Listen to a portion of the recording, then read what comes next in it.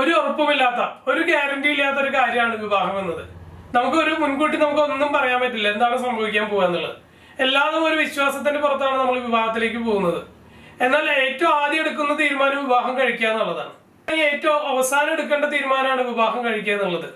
ആദ്യം എടുക്കേണ്ടത് നമ്മളത് കൃത്യമായി മനസ്സിലാക്കുക, നമ്മൾ കൃത്യമായി തെരഞ്ഞെടുപ്പ് നടത്തുക.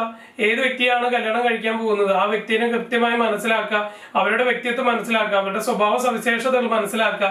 ഇതെല്ലാം മനസ്സിലാക്കി അവർക്ക് സാമ്പത്തികമായിട്ടുള്ള ഒരു അടിത്തറ ഉണ്ടോ എന്നുള്ളത് മനസ്സിലാക്കുക. അവർ മനസ്സിലാക്കിയതിന് ശേഷമാണ് അവസാനമാണ് വിവാഹത്തിലേക്ക് നമ്മൾ എത്തേണ്ടത്. ഇവിടെ നേരെ വിവാഹം കഴിക്കാൻ തീരുമാനിക്കുകയാണ്. പിന്നീടാണ് ഈ വിവാഹത്തിന് ശേഷമായിരിക്കും ഇവരുടെ സ്വഭാവത്തിന് വ്യതിയാനങ്ങൾ മനസ്സിലാക്കുന്നു, സാമ്പത്തിക അടിത്തറയില്ല എന്ന് മനസ്സിലാക്കുന്നു, മറ്റുള്ള പ്രോബ്ലംസ് ഒക്കെ വിവാഹത്തിന് ശേഷമാണ് വരുന്നത്. അതില്ലാതാക്കാനായിട്ട് അവസാന വിവാഹം എന്ന സംഭവം എത്തുകയും അതിന് മുന്നോടിയായിട്ടുള്ള ഈ കാര്യങ്ങളെല്ലാം മനസ്സിലാക്കിയതിന് ശേഷം